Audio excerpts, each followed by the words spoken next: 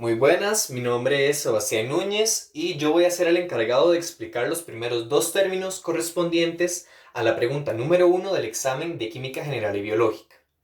El primer término al cual me voy a referir son los electrones de valencia, los cuales son los electrones más alejados del núcleo y por consiguiente son los encargados de las interacciones con átomos de otras especies o de la misma especie. Ahora, el siguiente término al cual me voy a referir son los números cuánticos.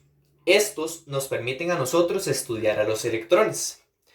Van a haber cuatro números cuánticos. El primero de ellos, el n, el cual nos va a decir qué tan cerca o qué tan lejos estamos del núcleo.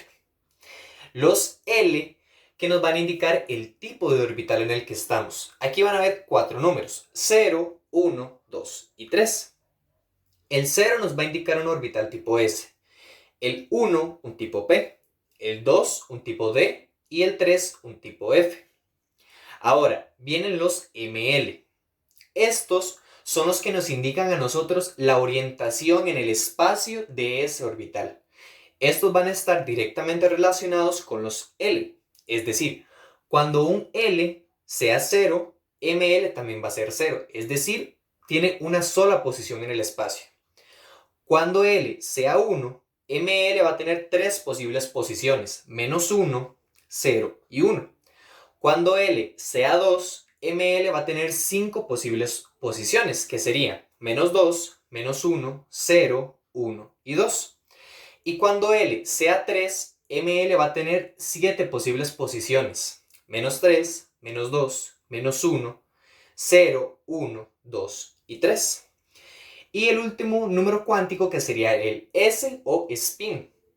Este nos quiere decir que cuando el electrón va viajando a la velocidad de la luz en el orbital, también puede ir girando sobre sí mismo. Este va a tener tres números. Menos 1, menos un medio, 0 y un medio. Un medio para cuando gire hacia un lado, menos un medio para cuando gire hacia el otro y 0 para cuando no gire. Los orbitales atómicos son las zonas energéticas que se encuentran alrededor del núcleo del átomo. En estas están los electrones, que su cantidad varía dependiendo del elemento al que pertenezca ese átomo. Las órbitas más alejadas del núcleo son las que tienen mayor facilidad para relacionarse con los electrones de otros átomos, ya que estos están alejados de los protones que se encuentran en los núcleos de los átomos, por lo que su atracción es menor y es más fácil que reaccionen a la atracción de otros átomos o otros electrones. Los isótopos son átomos de un mismo elemento. Estos tienen un mismo número atómico, pero un diferente número másico, ya que la cantidad de neutrones que estos tienen es diferente.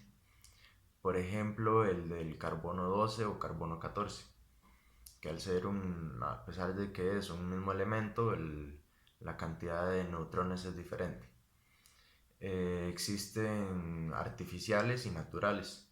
Los naturales son los que se pueden encontrar en la naturaleza, valga la redundancia, y los artificiales son los que se pueden crear en centrales nucleares o en algunos laboratorios por medio del bombardeo de partículas subatómicas.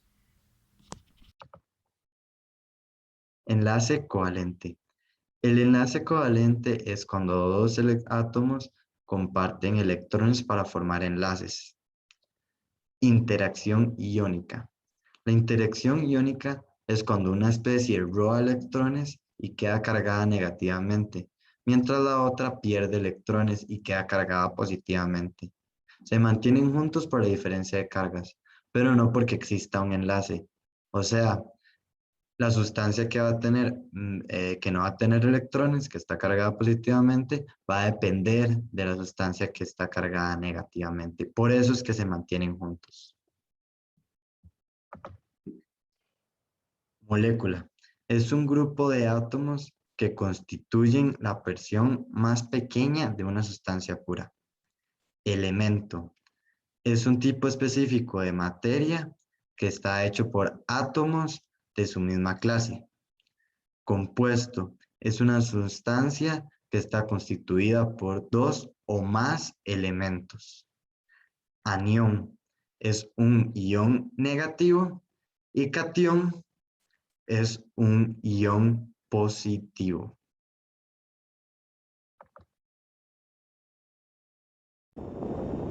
Bueno, mi nombre es Roberto.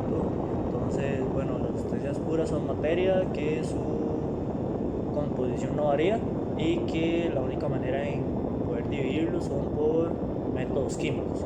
Estas se dividen en dos, que son en elementos y compuestos.